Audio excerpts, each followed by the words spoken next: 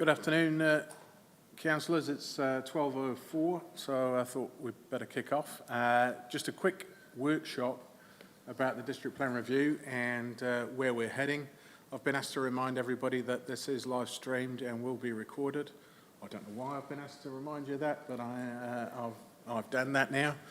But we're here just to present you where we're at, how things are tracking now that we've reshaped how we're delivering this project, and what the next few months will hold in terms of the hearings that are ahead of us, what to expect, and maybe answer some of your questions at the end.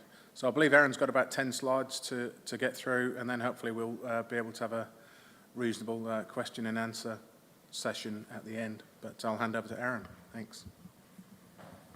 Good afternoon all. For those that haven't met me, my name's Aaron Hacker and I'm the Planning Manager District Plan Review here at Timaru District Council. I've been in this role, I think this is week 10, and I've been employed by Council to take the District Plan Review through the rest of its formal RMA-led process.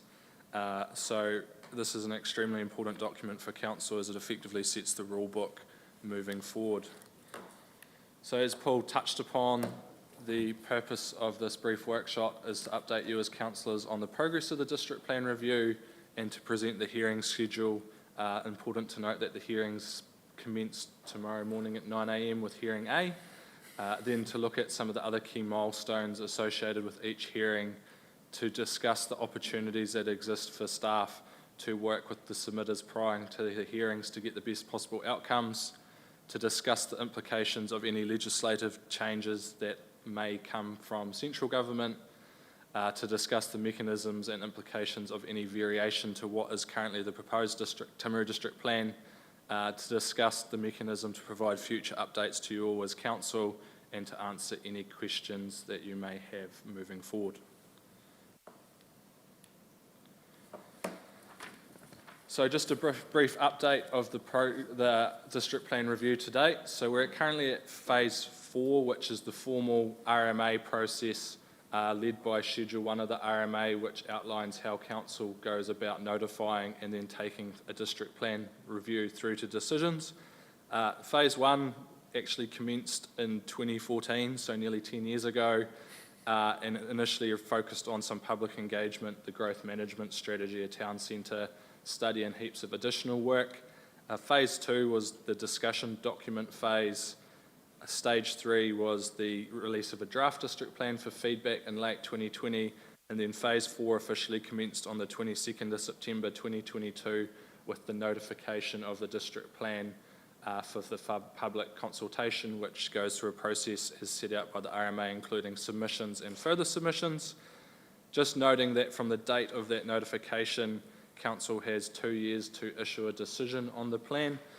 Staff are currently in the process of completing an application to the Minister for the Environment to seek a time extension to that 2-year time frame to allow us to get through the now scheduled hearings process.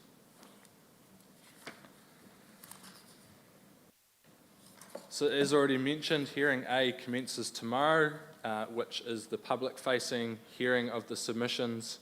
There will likely be a high level of interest from the public and media.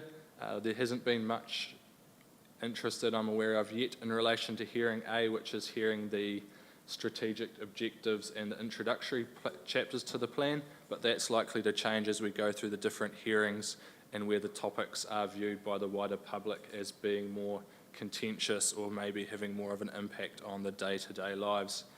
The hearings are being run in an efficient, fair and independent manner, so a hearings panel has been appointed. They've set the direction and manner in which the hearings are to be run. It's all in accordance with best practice. The panel engaged is of an extremely high calibre and are thoroughly experienced in running this type of hearing. It is important to note that the process around the formal hearings can put submitters out of their comfort zone. It's formal for people who have submitted who don't do this on a day-to-day basis. It can be a bit intimidating, so staff look to work with those submitters to make it as easy and welcoming as possible. On the other side of the coin, there will be a lot of submitters who show up and this is their day job. They will be strongly represented by lawyers and professional planners, will be well resourced, and that will be reflected in the material they provide to the panel to consider. From a council perspective, we've put quality resourcing in the panel and all the reporting officers in place to make sure that the hearings run as smoothly and as efficiently as possible. As with any process and hearing, they're timely and costly, so any work that can be done up front to make sure the process is as smooth as possible is being carried out. So as an illustration of the hearing, the hearings have been broken down into different topics. The first one tomorrow is touched upon as the general provisions with the high-level strategic directions. That's heard as hearing A because the strategic objectives and directions then will provide guidance and direction to the panel depending on what decisions they make based on the submissions as to what flows through the rest of the plan. So it's important to hear those provisions first to get an idea of what the overall plan is looking to achieve at an objective level, and then that filters down. Hearing B will look at all the zone provisions, so the rural and all the urban zoning, including the commercial, residential and the like. So that's scheduled to commence that hearing at the end of July, so the work is already well underway from staff to prepare for that hearing. Hearing C, called the natural environment and hazards and risks, so that includes the significant natural areas, outstanding natural landscapes, setbacks from waterways and the like, which are all separate overlays within the plan, as well as natural hazards and hazardous substances and risks. So that's scheduled for September, and work is just in the process of allocating those submissions. Hearing D in November will look at the cultural values, so the sites and areas of significance to Māori chapter and the open space zonings. And then into next year, hearing E looks at infrastructure, subdivision and growth. So that looks at your infrastructure and subdivisional chapters, which provide the parameters in which new development needs to look like, but is also looking at what growth is being provided for. So that looks at the future development areas, but also any submissions that have been received around needing to grow different areas that may not have been put forward by council at the time of notification. Then hearing F is scheduled to look at the other outstanding matters that cover the district-wide, so that's the likes of earthworks, noise, and I can't recall the rest off the top of my head, sorry. And then hearing G and H are currently indicative if council was to choose to notify a future variation.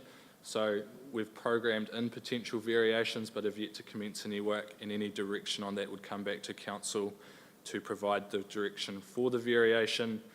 And then hearing I is what's termed a sweep up, so that's when any matters that haven't fitted neatly or matters that need to be revisited would be covered off before the panel is able to then go away and issue decisions on the plan. It's important to note there is some flexibility in this hearing schedule, so topics can be moved or reshuffled to provide timeframes for additional work if, for example, more work needed to be done on the growth space, or if there was something that came out from national direction around responding to versatile soils and highly productive land that could be pushed out so that the officers could carry out the work and get it into a scheduled hearing without impacting on the wider work program. So some flexibility, but will be the hearings are largely set in stone from a work program perspective, so it'll be the topics that change, not necessarily the hearing dates.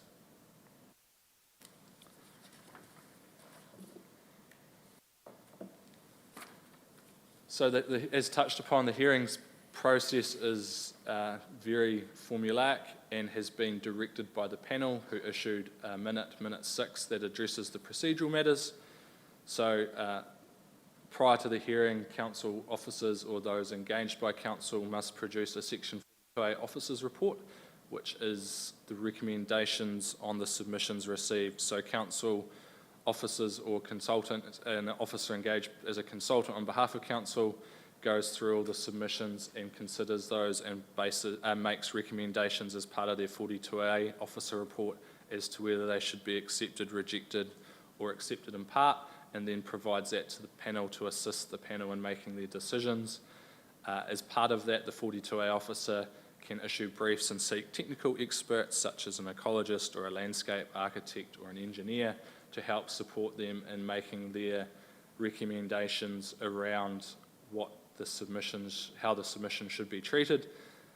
The timeframe for all technical experts to be called at the hearing and to circulate that evidence is also set by the panel. So the 42A officer's report is required to be circulated 20 working days prior to the hearing. Any technical evidence, so an ecologist or the like, must provide their report 10 working days before, and then any legal. So that gives the other submitters the opportunity to see the 42A report and any supporting technical briefs, to review that and then provide their counter briefs or support to the panel for consideration 10 working days before the hearing, and then any legal submissions 5 working days prior. So it means that the hearing can proceed effectively and efficiently because the panel has received that written material before they sit, so have been able to review that and formulate any questions they may have for those technical experts or the planners sitting in the room prior to the hearing commencing. All parties therefore must adhere to those timeframes and requirements, or any subsequent minute that may be issued by the hearings panel, and any variations to the directions contained within that minute is to be considered by the panel and isn't something that staff can direct or control. Aaron, a question on the 42A report. So it's effectively a council's response, but it's an individual's opinion as opposed to a council view. So can you just talk to that maybe? Because the response from the officer we won't necessarily agree with, but is it independent? Yes. Of and has to be?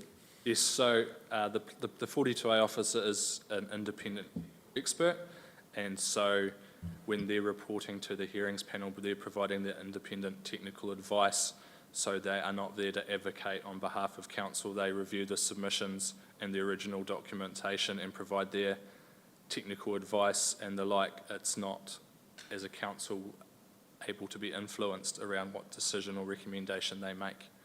So I guess looking back, when council decided to notify the plan, that was the line in the sand when officers and elected officials, that was the line that they drew, and when they notified it, and then beyond that point it really becomes a technical exercise for independent experts and planners to provide their viewpoint on what the submission should change or not, and reflecting on that through the process, rather than council able to come back to the table and say, no, we don't agree, or we do agree with that submission. That's not possible. The only way that council as an elected body would be able to influence that would be to make a variation or something to the plan change.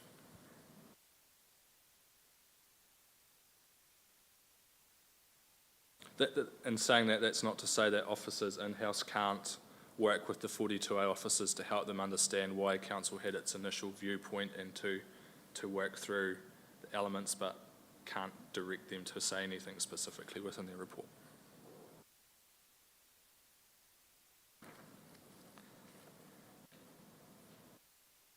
So that's just answered the next bullet point. So yeah, council's engaged the 42A officer who assesses the submission, provides recommendations as to whether to accept or reject the submissions.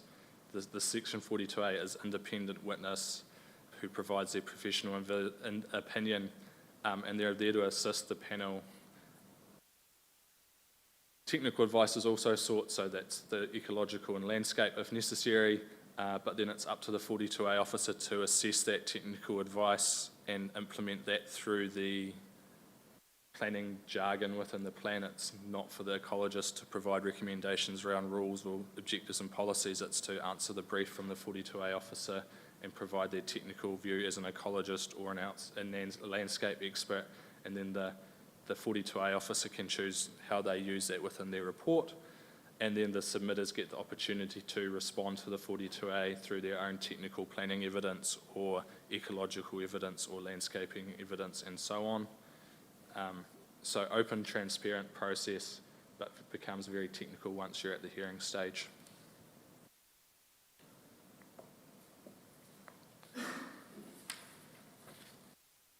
So as noted, the Section 42A officers can seek additional information and or discuss submissions with those who have submitted. So that's something I'm working with the 42A officers and encouraging heavily. It's the opportunity to better understand the reasoning for a submission and what is being sought, whilst also seeking to clarify any potential misunderstandings or interpretations issues. The discussion and understanding that can be gained during the development of the 42A report can result in clearer recommendations to the panel. So the best case scenario is, for example, working with a submitter who's lodged a lengthy submission and understanding why that submission's been lodged and the points of contention, working through that and sharing initial thoughts and direction so that when the 42A officer's report is issued, the best case scenario would be that 80 to 90% of the points of contention have actually been discussed and there's a clear understanding of why and why not recommendations have been made, which means the submitter can come to the hearing and not have as much to respond to, or they can say, no, we largely accept all the recommendations made by the 42A officer, which means the panel has less to consider and it's a far more streamlined approach. An example of that is in hearing A, there was initially 90 submitters who had topics or submission points being heard.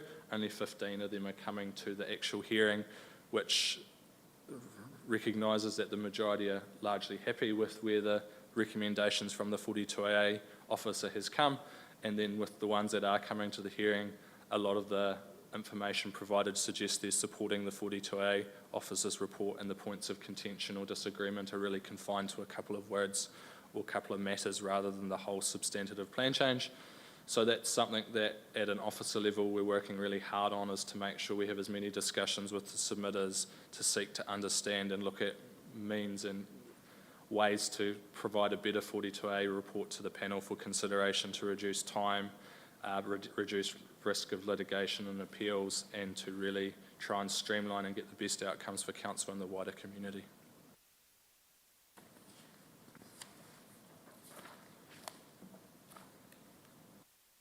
So moving on a wee bit from the hearing process and into managing some of the unknowns, as you would have all seen, the government is promoting various changes to the resource management framework. I guess I know that the resource management regulatory environment changes often, and councils are always operating in an environment of some regulatory uncertainty. Any changes that do eventuate will need to go through the legislative process to be enacted, and then that will need to be responded to by council. If the changes do occur during the scheduled process, the panel will consider the impact of these, if any, within the context of the information already in front of them, or of a substantive change to the approach that council's already notified and put forward as required. That's when I'll be coming back to you as council and asking for a new process or looking at a variation to address those higher order documents. At this stage, a lot of the changes hopefully will not impact on the work that's been done to date, but may require future work programs moving forward.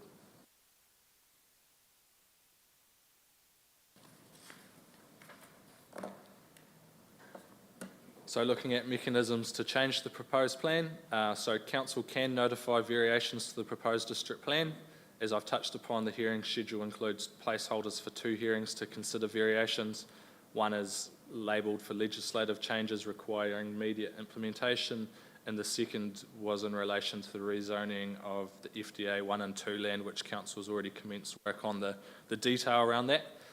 Careful consideration should be given to any future variation, as there'll be the associated cost and time implications on the project that haven't necessarily been fully budgeted for, and once strategically choosing the time in which a variation is notified.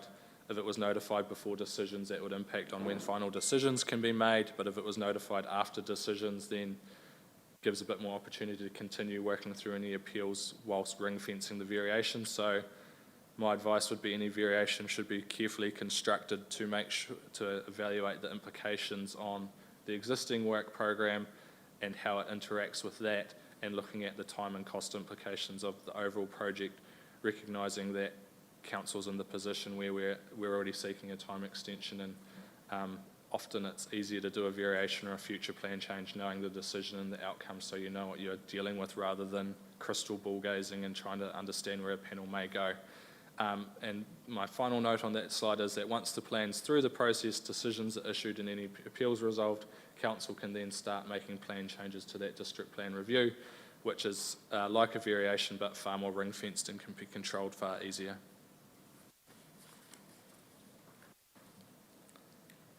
So to keep you all up to date, I'm proposing frequent reporting to the Environmental Services Committee to look at the overall progress of the district plan review, adherence to timeframes, to raise any important issues that arise, to keep an updated and watching brief on the legislative change that may impact on the district plan review, and to answer any other matters that the committee requires. And with that, that's the end of my slide presentation. Thanks.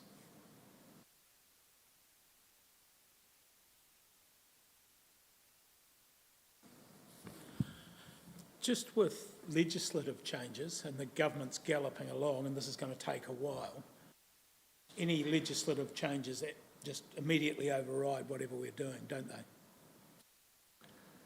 they? Some may not. So, for example, there's discussion at the government level around removing the land use classification 3 from the NPS highly productive soil. That wouldn't impact on our current work program because our plan was notified prior to the NPS coming into force, so hasn't been implemented, or is an easy fix. If it was to remove some requirement to, that's crystal ball gazing. Some may require immediate implementation, others would not. My experience with legislative changes, they usually give you a lead-in period in which you have to implement it, and or immediate changes can often be done without having to go through the lengthy plan change process. Thanks. I think with that hearing in February for infrastructure subdivision is probably is good timing, because a lot of that change is likely to be signalled at least later this year, isn't it? So it probably works out well. I'm sure there's been some thought going into that, but if not, it wasn't by design. It's worked out well.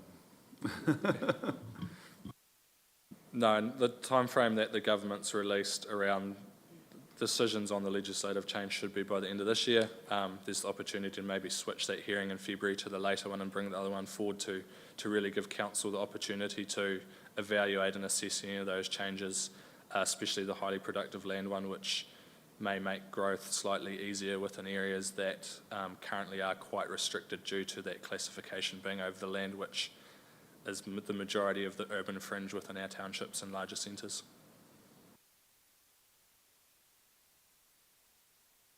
What about the role of councillors from here on in? Is it absolutely no role at all? You talk about the Section 42 officers, working with submitters. If we have people that have submitted come and approach us, what do we do there?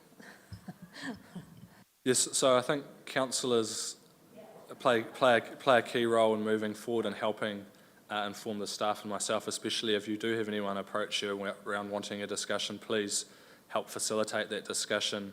I'm definitely looking, once we get into some of the more topical discussions around SASM, looking out to get out on the ground and do some presentations around the background and what's been thought about to try and bring everyone along on that journey with us so that when we get to the hearings it's more streamlined. I can't influence where the 42A officer lands, but can provide all the technical information necessary to hopefully provide them with a really solid understanding, and that's where councillors can help facilitate and inform the 42A process along those lines as well. We can't tell a 42A officer what to write, but we can help provide the relevant information and fill in any gaps that may exist. Just to follow on from that, how do those officers determine, you talked about how some of the more substantial submissions they'll get in contact and talk through, but how do they do that?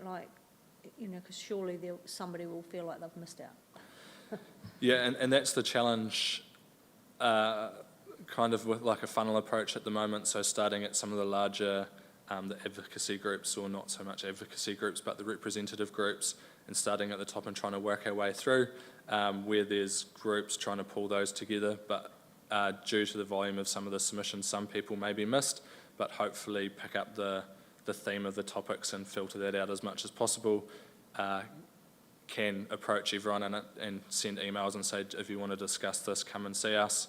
It really is a matter of trying to capture as many people as we can, but it is in with quite a small, short and efficient time frame. So have been working with some of the larger submitters and the wider ranging ones such as Fed Farmers about having discussions, and then taking advice from yourselves as councillor and them as representatives to some extent, and trying to pull those meetings together.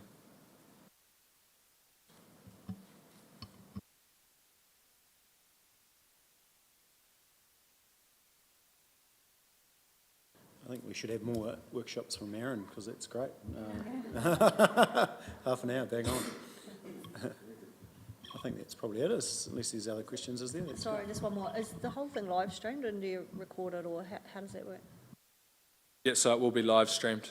So it will be on YouTube for anyone who wants to jump in. As Councillor Scott, as a commissioner, I understand there's lots of reading on the website now as well. And yeah, this hearing's small, it's only a day and a half. The other ones are programmed for 4 to 5 days. Looking to condense those as well, but lots of reading, lots of interesting stuff, and gives a good flavour. Well, as a planner, it's probably interesting, but lots of good feedback from the community. So.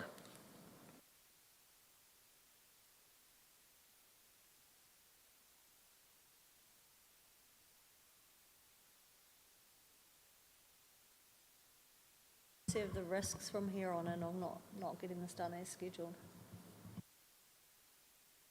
I think it creates, well, there's the risk that the government just says, you're taking too long, we're going to step in and get it done. I think that's a very, very low risk, but we need to show progress and make a decision. And it's the uncertainty, I think, for the community. They've got the plan at the moment, which is operative with some of the elements of the proposed plan having immediate legal effect. But if there's someone who's waiting for a zone change or the like, it's that uncertainty around will it or will it not occur can sit and prevent them from making decisions for a 3 to 5 year process. So it's the RMA plan changes can be long by nature, especially when you're doing a whole district plan, but it creates that uncertainty for the council and the community moving forward, where you've got a direction that you're heading through the notified plan, but it's only got small amount of waiting at this time until we get the decisions out. So from my perspective, I think it's that uncertainty moving forward, and it muddies the water, it prevents council from potentially moving forward with future plan changes and the like to realise some aspirations that may not have been on the table when this was notified or the preparation began 10 years ago. So it's kind of a snapshot in time from when it was notified in 2022, and by the time it's finished it could be 2025 beyond. And then it's a matter of repeating the process to try and get back up to speed. So I think uncertainty, delays and that type of thing. I'm not speaking well for the planning framework here, I apologise, but that's just the nature of the RMA. It takes a long time to do these things, and in that period people lack certainty and direction, and that can create angst.